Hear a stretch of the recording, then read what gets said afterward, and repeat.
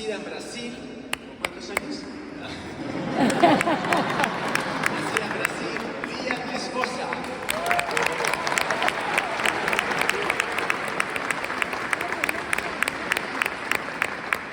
Después van a volver a salir todos para despedirse, pero antes les voy a contar nuestra historia rápidamente.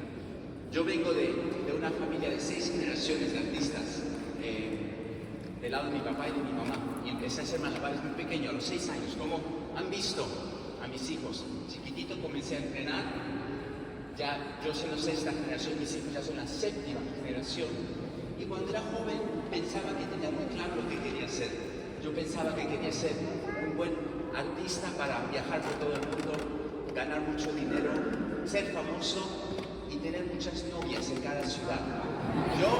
Yo me decía eso de joven, y al ir pasando los años y conseguir aquellos objetivos, veía que no me daban la felicidad que pintaban o que comentaban mis amigos.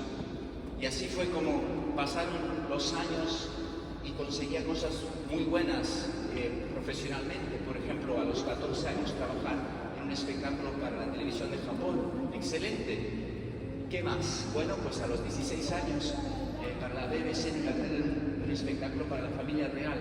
Maravilloso. ¿Y ahora qué? Siempre algo más. Bueno, a los 19 ya en el Radio City Music Hall de Nueva York. Y siempre quería más. No encontraba satisfacción. Hasta que pasó algo muy bonito en mi vida. ¿Qué fue aquello?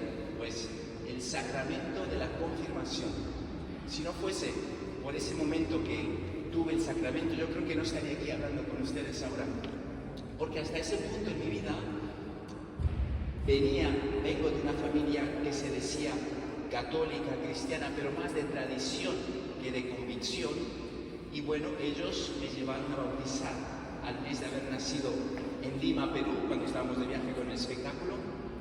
A los 8 años, no, 9 años, hice la primera comunión en Londres, porque estábamos ahí unos pocos días, unas pocas semanas, y mis padres me llevaron a una parroquia católica para poder hacer este sacramento de la primera comunión. Con muy poca formación, el padre accedió, porque siendo una persona que viaja mucho, pues lo pude hacer, pero no tenía formación, no tenía seguimiento. Nosotros continuábamos con mis papás viajando por el mundo, los espectáculos y con otras cosas en la cabeza. Y recuerdo que mi papá más adelante me dijo, cuando mi papá se casó con mi mamá, tuvo que recibir el sacramento de la confirmación en el mismo día de su matrimonio, porque era artista de circo, no se había confirmado y él le dieron ese permiso especial. Y eso se me quedó. Dije, pues yo quiero hacer aquello que se llama la confirmación. Tenía 21 años cuando me lo propuse en mi cabeza. Estábamos en ese momento trabajando en el casino de las Bahamas, en Paradise Island, y crucé el puente a Nassau, al otro lado de la isla, y fui a una parroquia católica a preguntar por este sacramento de la confirmación.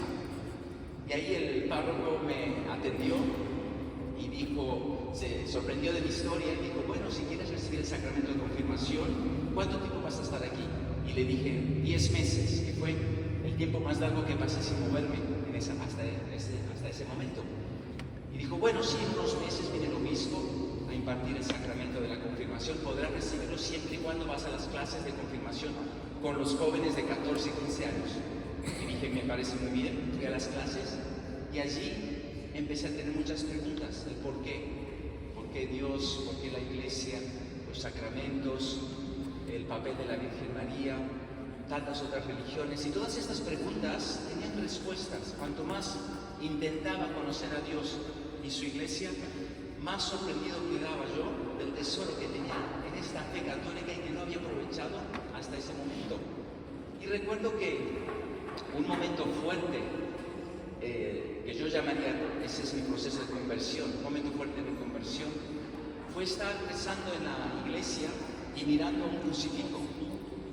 Y por primera vez contemplarlo, porque había visto mucho desde pequeñito. Mi mamá me había regalado, tenía uno que me dio mi abuelita, que le daba besitos, pero nunca me paré a mirarlo de verdad, contemplarlo, decir, ¿por qué, Dios mío? ¿Por qué estás ahí clavado en la cruz? Y sabemos que lo ha hecho por amor a nosotros, pero lo que más me impactó, lo que más me llegó, fue entender que lo hizo dándome la libertad de seguirle o no, que que yo tenía la libertad de amarle o no, de buscarle o no.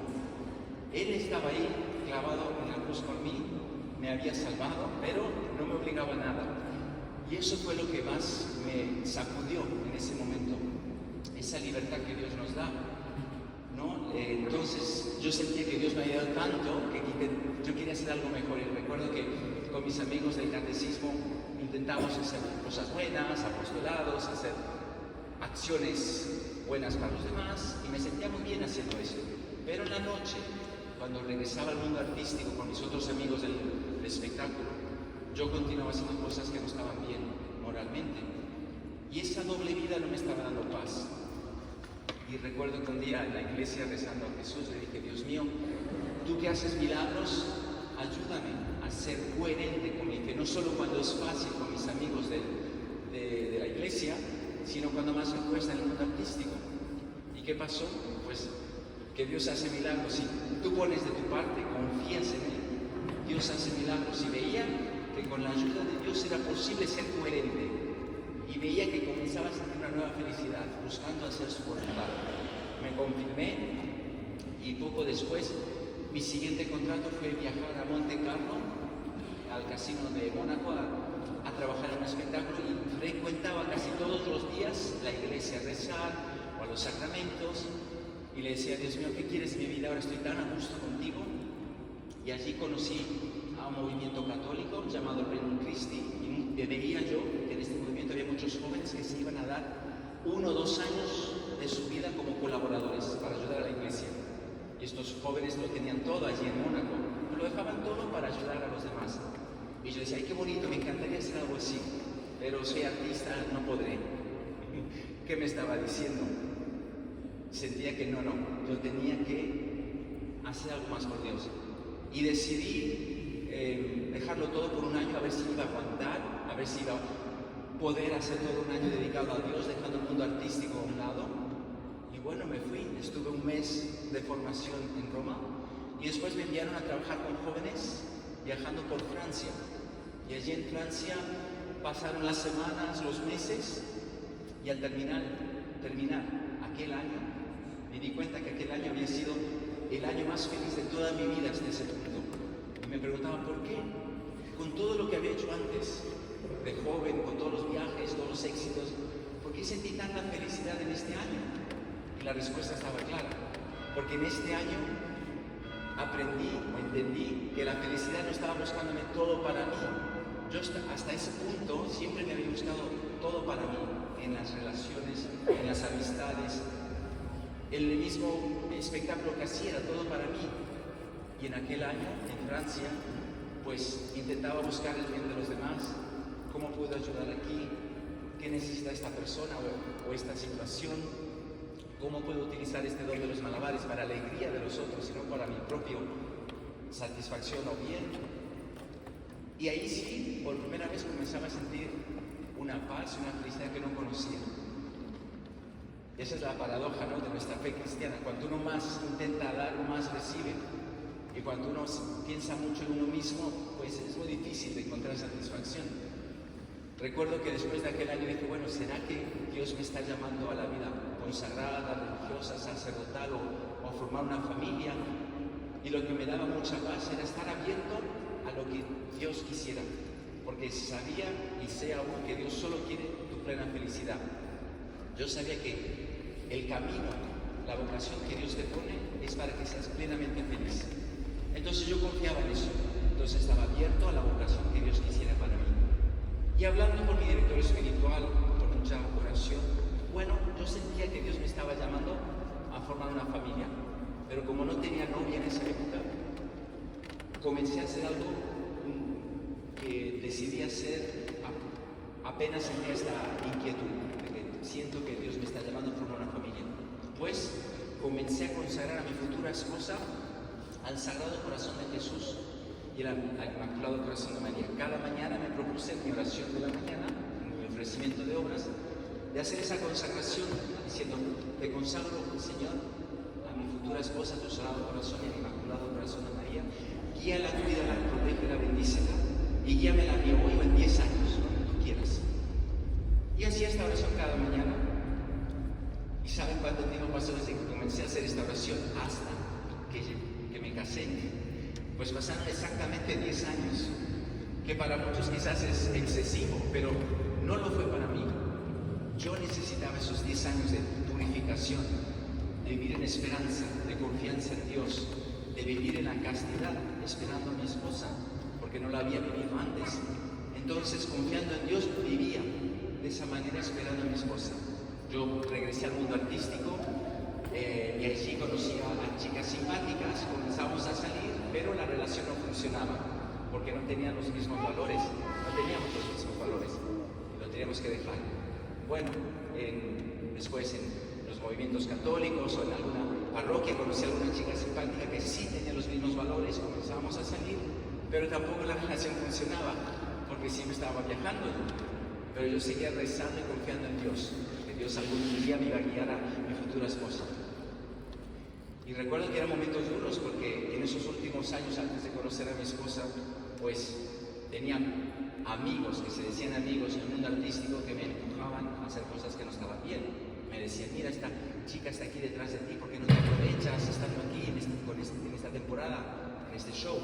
Digo, no, porque siento que no va a ser la persona con la que me quiera casar. Y se reía, así, no, pero no para que te cases, sino para que te lo pases bien aquí. Bueno, yo quiero ser fiel a mi futura esposa, le decía. Y decía, ¿y si tu futura esposa no está siendo fiel a ti en este momento? Y yo le decía, bueno, no sé, Dios sí sabe, yo confío en Dios. Yo confío que Dios sabe dónde está mi esposa. Pero me preguntaba dentro de mí, decía, ¿dónde estará mi esposa? ¿Qué estará haciendo en este momento? Pero yo tenía que confiar, porque miren, ¿dónde estaba mi esposa? Y ya quieres salir y les cuentas dónde estabas tú en ese momento, cuando más difícil lo estaba pasando. Buenas tardes. Noche. Buenas noches. En ese momento, Todo tiene español, ¿no? Sí. Español. en este momento, yo estaba viviendo lo que se llama un discernimiento vocacional. Yo estaba en Curitiba, en mi casa, viviendo con un grupo de consagradas, mujeres que se consagran a Dios, que viven su celibato y ayudan a los demás. Y estaba ahí hasta que terminé la preparatoria. Fue cuando decidí irme de colaboradora, porque veía que a lo mejor podía ayudar a los demás de otra forma, ¿no? Entonces me fui también de misionera, y cuando empecé mi año de misionera fue cuando conocí a Laika. Fue cuando lo conocí en un congreso de jóvenes En Guadalajara. en Guadalajara. Bueno, fue muy bonito porque a mí me invitaron a este congreso, bueno, me invitan a muchos que no puedo hacer por culpa de mis actividades profesionales por el mundo, pero ese tenía el calendario libre, pude viajar a Guadalajara por solo 4 días. En esos 4 días conocí a Lía y recuerdo que estaba muy interesado en ella y le pedí su email. En esa época no había redes sociales como hay ahora, solo había email y correo electrónico. Se lo pedí, pero ella me dijo, no, ¿por qué no me lo diste? Porque no había. Pero sí había. Sí había, pero a 1999 en Brasil no. 2000 era no tan normal, común. Y también porque había estado en este año de discernimiento. Entonces, bueno, no sé, no necesitaba.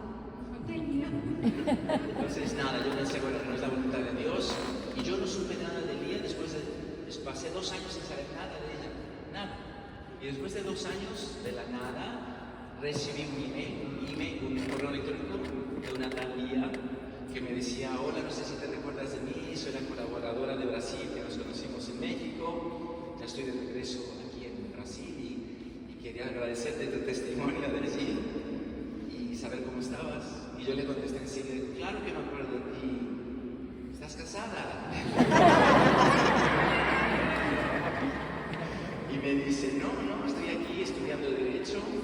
Y nada, empezamos a escribirnos una vez a la semana, después 2 veces a la semana, después ya todos los días tenemos que escribirnos el uno del otro y saber el uno del otro, ya mensajes más profundos, pero nos preguntamos sobre la familia, sobre el futuro. Y recuerdo que le decía al día, yo rezo por ti todos los días que voy a misa todos los días y rezo por ti. Me decía, yo también voy a misa todos los días y rezo por ti. Y le decía, wow, qué bonito. Lía, sabes que también rezo el rosario todos los días y una decena rezo por ti. Me decía, yo también rezo el rosario todos los días y una decena rezo por ti.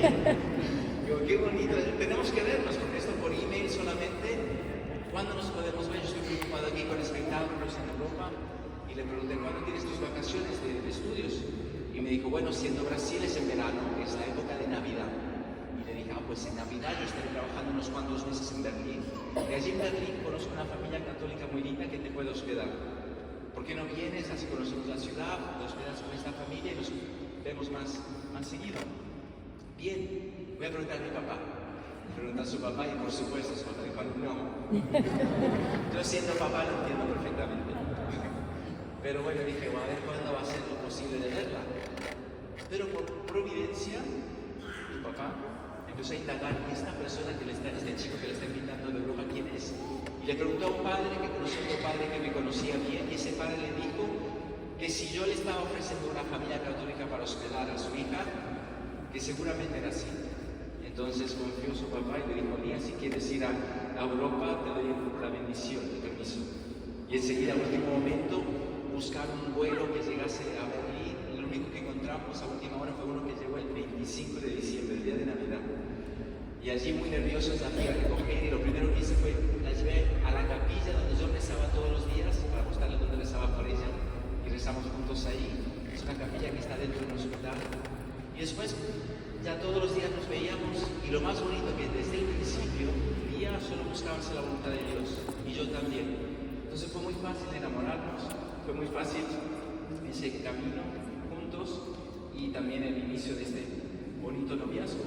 Tanto así que el último día antes de llevarla al aeropuerto pasamos una vez más por esta capilla que tiene una imagen de la Sagrada Familia y le dije, mira, si quieres, ¿por qué no empezamos a consagrar nuestro noviazgo a Jesús, María y José? Porque si Dios nos llama algún día a casarnos, pues hemos empezado con un buen pie. ¿Le pareció bien? Y ella se fue a Brasil y cada día consagraba este noviazgo a la Sagrada Familia, yo también. Y yo enseguida hice todo lo posible para viajar a Brasil, conocer a sus papás, verla a ella, y todo iba súper bien. Pero bueno, con tanto viaje, y cuando iba todo esto mucho mejor, le pregunté si le parecía bien que se viniese conmigo más tiempo en los viajes de espectáculo para ver si se sentía llamada a esta vocación en el mundo artístico. Le pareció bien a ella siempre y cuando encontremos familias como en Berlín que se pueda hospedar. Y así lo decidimos para el siguiente verano, y cuando se vino, ese verano tenía contratos en Australia y Nueva Zelanda, y allí no conocía familias que se pudieran hospedar Lía. Pero al director le dije, necesito para este contrato, para esta gira, 2 habitaciones. Y me dijo, ¿para qué necesitas 2 habitaciones? ¿Quién viene contigo? Le dije, mi novia. Y si es tu novia, ¿para qué quieres 2 habitaciones? Y le dije, porque no estamos casados. Y él se rió, pensó que le estaba tomando el pelo. Pero como vio que le estaba hablando en serio, dijo, no, tranquilo, en esta gira viaja con ustedes la coreógrafa. Y seguramente ella no le va a molestar compartir habitación con tu novia durante la gira. ¿Qué te parece? Y yo le dije, perfecto, buena solución. Entonces fuimos a Australia y a las pocas semanas se nos acerca el director del show y nos dice, Lía, Paul, yo todos los días les veo aquí en el Teatro de la Mano, juntos, felices. Les he pillado por las calles siempre de la ciudad de la Mano, dándose besitos, muy felices. Pero me consta que cada noche Lía duerme en la habitación de Katie. Porque Katie me dice, ella duerme aquí todas las noches. Yo no sabía que los noviazgos se vivían de esa manera, me dijo. Y le dije, pues no somos los únicos, hay muchos jóvenes que se toman muy en serio el matrimonio y que quieren hacerlo según lo que Dios le está proponiendo. Porque Dios nos propone un camino de vivir el noviazgo de esa manera por nuestro propio bien. No es porque si cumplimos la voluntad de Dios, Dios es más grande o mejor. No, Dios sigue siendo Dios igual. Si cumplimos o no sus mandamientos, pero nosotros sí que cambiamos y nos ayuda a ser mejor personas y discernir mejor lo que Dios nos esté pidiendo. Y no crea, le dije al director, no crea que es fácil, somos humanos como todos, tenemos nuestras tentaciones, somos de carne y hueso, pero confiamos en Dios que cada día intentamos hacer su voluntad. Recuerdo que el director quedó muy sorprendido, ¿no?, de escuchar eso. Pero fue bonito porque eso era verdad. Nosotros cada mañana cuando nos veíamos, rezábamos juntos y recuerdo que decía Dios, queremos ser fiel a Dios y a ti. Y tú me decías lo mismo, quiero ser fiel a Dios y a ti en este día. Y buscábamos ser fieles ese día. Y llegaba el día siguiente y decíamos lo mismo. Y llegaba el día siguiente y decíamos lo mismo. Y así, paso por paso, sin ver más allá, sino el día que estamos viviendo, buscando ser fieles hoy, paso por paso, llegamos al día de nuestro matrimonio, viviendo el noviazgo de esa manera, en la castidad. Y llegamos a nuestro matrimonio el 13 de mayo del 2005, Día de la Virgen de Fátima, y nos casamos aquí muy cerquita, en Montserrat, en la Basílica de Montserrat.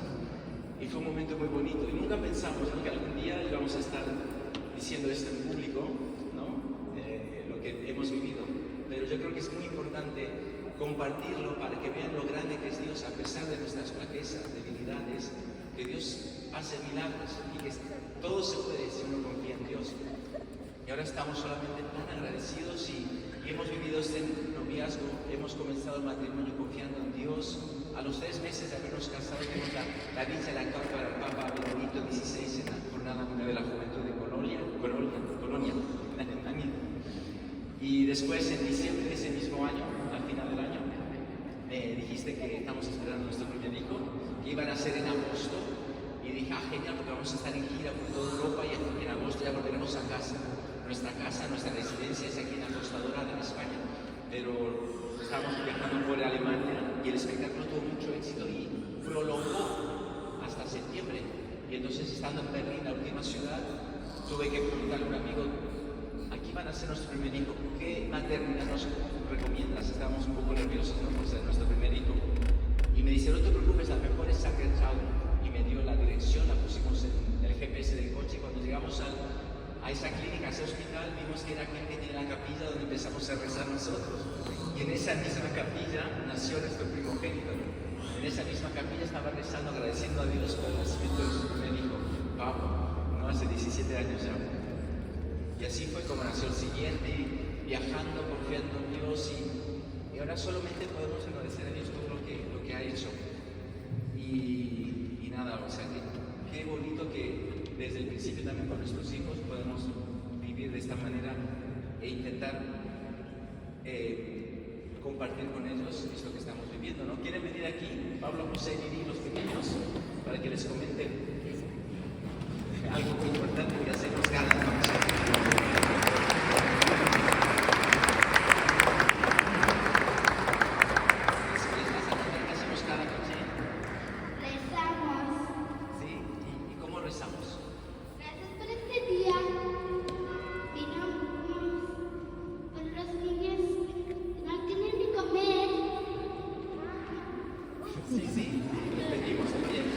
Decimos gracias por este día.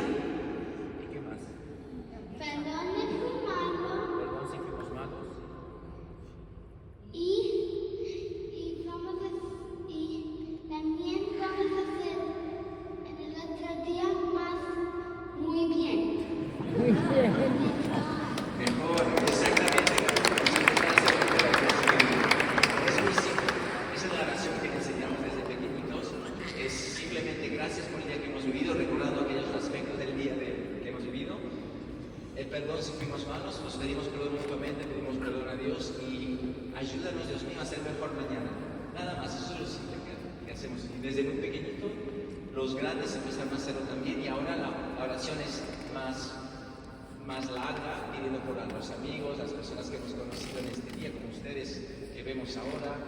Pedimos por ustedes, pedimos por el futuro también, lo que Dios quiere que hagamos. Y eso nos mantiene muy unidos. Y a pesar de estar viajando por el mundo, nuestros hijos estudian a distancia, no van a un colegio fijo, ellos hacen a distancia todo el colegio, los mayores ya están casi en bachillerato, están en tercero de la ESO, estos están en primero y segundo de primaria. Y no es fácil, pero hay que perseverar, como los malabares, hay que darle mucho esfuerzo, ¿no? Los malabares también es una enseñanza de vida. Como ustedes ven, en momentos se ven muy bonitos, pero de repente se cae algo. ¿Qué hacemos cuando se cae? Lo recogemos. Se recoge, muy bien, lo recogemos y seguimos, se intenta otra vez, porque nadie es perfecto. Y así es la vida, nadie de nosotros es perfecto y todos caemos, todos tenemos fallos. Sí, como cuando tiramos una clava, si se cae, se ve como se cae en una bicicleta. No te entendí. Pero Jesús sí te entendió. Pues eso, que los mayos todos los tenemos. Lo importante es pararse, lo importante es recoger y seguir adelante. Eso es una enseñanza que también nos enseñan los malabares, ¿no? De seguir adelante. Y les animamos a todos ustedes a ser muy felices. ¿Y cómo se es feliz? Buscando hacer la voluntad de Dios, porque Dios solamente quiere que ustedes sean plenamente felices. Y cada uno es diferente, no hay dos iguales. Yo les estoy mirando a ustedes y todos son muy diferentes, y eso demuestra cuánto les ama Dios a cada uno de ustedes, porque les ha hecho original. No hay dos iguales. Entonces, en esa manera única que les ha hecho, también tiene una manera única, una misión, un algo que ustedes tienen que desarrollar y ver qué es lo que Dios les está pidiendo para ser plenamente feliz y irradiar esta felicidad a los demás. Esa yo creo que es la misión de todos. Esa no nos podemos escapar nadie. Y les animamos a que lo puedan hacer y seguir adelante y contagien a muchas otras personas a ser plenamente felices en esta vida, para ser plenamente felices en la eterna. Muchísimas gracias por estar aquí. Les agradecemos el tiempo.